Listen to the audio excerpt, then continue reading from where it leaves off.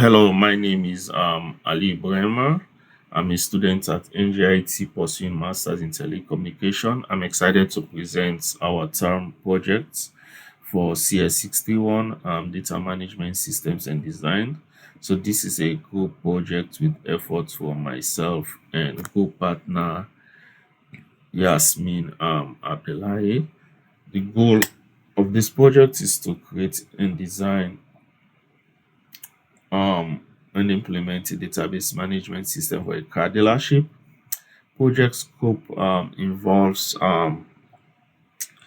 managing customer information, car details, purchase and sales transactions, and service appointments and records. So data will be populated into my SQL or into the forms and then saved into my SQL. And then a few application programs will be utilized to manipulate and access the database, ensuring CRED functionalities are included.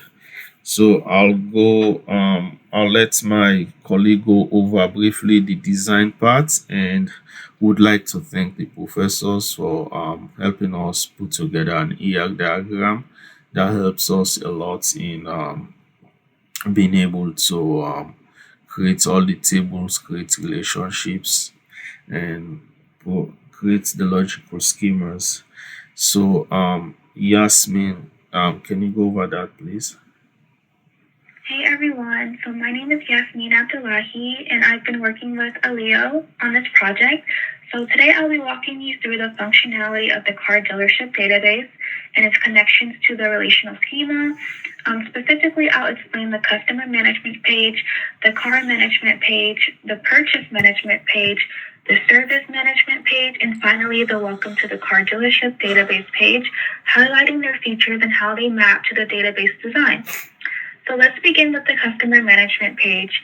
This section is designed to handle customer related information such as adding, updating, viewing, and deleting records.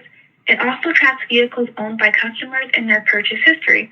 This page is directly connected to the customer table in the schema, which includes fields like customer ID, first name, phone, and more. Additionally, it interacts with tables like customer cars, which links customers to their vehicles via license plate numbers, and purchases made, which records customer purchases and is mapped as a many-to-many relationship. By integrating these relationships, the customer management page ensures efficient data handling. For example, if a customer's contact information changes, the system updates the database in real time, demonstrating the practical application of a one-to-N relationship where one customer can have multiple purchases. Next, we move on to car management page. This section focuses on managing information about the cars and inventory and vehicles linked to customers. It handles details such as car specifications, ownership, and inventory costs. The schema tables involved include cars, which tracks attributes like car ID, interior, odometer, and color, customer cars, which links vehicles to specific customers using license plate information, and cars in inventory, which tracks cars available for sale along with their associated costs. This page plays a critical role in maintaining updated car information for both customers and inventory, ensuring the dealership has accurate and reliable records. Moving on, the purchase management page is essential for handling records of purchases made by customers. Users can add and view purchase history, ensuring all transactions are logged accurately. This page connects to the purchase table, which tracks purchase details like purchase ID, date of purchase, and customer ID. It also interacts with the purchase made table, which links purchases to customers and records sale prices. By leveraging these schema connections, the purchase management page ensures efficient tracking and retrieval of purchase records. This highlights the schema's ability to handle one-to-one relationships where one customer can make multiple purchases. Now let's discuss the service management page. This section is critical for managing the dealership service records. Users can schedule services, track completed tasks, and manage parts replacement for vehicles. The schema tables corresponding to this page include appointment, which records details like drop-off and pickup dates, task, which tracks service types, estimated labor time and cost, part-time replacement, which manages parts used during services, and appointment task performed, which links appointments to tasks completed. For instance, when a customer schedules a service, the appointment details are stored in the appointment table, and specific tasks or parts replaced are logged in the corresponding table. This demonstrates the schema's handling of many-to-many relationships through linking tables like appointment task performed. The service management page ensures streamlined service tracking and comprehensive reporting, which is vital for operational efficiency and customer satisfaction. Finally, let's look at the Welcome to the Car Dealership database page. This page serves as the entry point to the system, introducing users to the database and acting as a navigation hub. It contains links to other sections such as customer management, car management, purchase management, and service management. From a schema perspective, this page reflects the strong entities defined in the mapping. Entities like customers, cars, and appointment are indirectly represented here as they form the backbone of the system's functionality. The welcome page ensures that users can easily navigate between managing customer information and scheduling services, making it a foundational element of the database's usability. Now that we've explored each page, let's connect them to the relational schema. The customer management page focuses on customers and purchase-related entities, illustrating the one-to-N relationships. The car management page manages vehicles and inventory data. The purchase management page handles transactions and links customers to their purchases. The service management page showcases many-to-many relationships where tasks and appointments are linked for effective service handling. Finally, the welcome page provides an overview of all strong entities, acting as a map for the database structure. Together, these pages demonstrate how the relational schema underpins the system's functionality, ensuring accurate and efficient data management. Thanks, Yasmin, for such comprehensive overview of all the tables and the different pages created for this system. So we'll go over the implementation phase. We made some considerations and decided to use MySQL for the back end, which handles the data storage and retrieval. And so basically, MySQL is basically on the top right corner of our screen.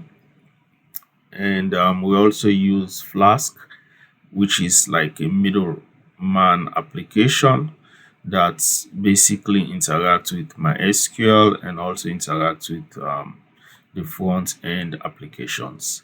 So Flask provides backend logic and routes, request responses between user and database, meaning front end and database. And then also we use JavaScript, which adds dynamic interactive behavior for the front end page. And we also use CSS for styling. It makes the pages visually appealing and neatly arranged. So these are the application that we use, and those are the functions that each does. So so how this program was set up, we use Visual Studio and then import all the libraries for setting up this program. These are the JavaScript files, which includes all the different pages that Yasmin already went through over. So car management, customer management, purchase and service management. And then we also have CSS files, which we already went over. The function of CSS is to create visually appealing pages. And then under the templates, we have our HTML files, which also has all the different pages explained. And then we have our Python Flask framework code, this which creates routes between the database in MySQL and the client's application. So I will go over the process of starting up the program and ensuring that all the data is entered accurately. So usually to start Flask, you click on Control C. This will bring up the virtual environment created for this project. And then if you type, okay, before I do that, I'll just do that. Python app.py, that would provide you with a web page. This is the web page. And if you copy this page, go to your browser, I can delete history. So it doesn't bring up any cached information. And you can paste this, see what happens. It open up the page, and that is how we access the front end for inputting all the data. So once we've done that, the next process would be inputting data into the form, which my colleague already went over, and we already added some information for some of the forms. If you want to edit, you could edit an information and then save. It will save the information. If you want to delete, you can do the same. Click on delete and it will customer deleted successfully. And the same thing applies if you want to add data. You just input all the information, click on save, and then that would save the data. The same thing applies for customer page, service management page. You could do the same, save, and then it will save the data. So I think it's telling me about GMT time. So the time value Thursday. I need to fix that.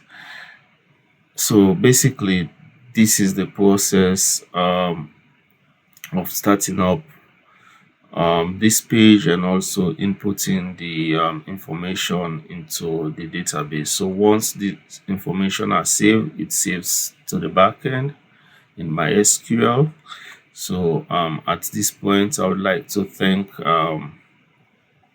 my group partner for being there with me together doing this.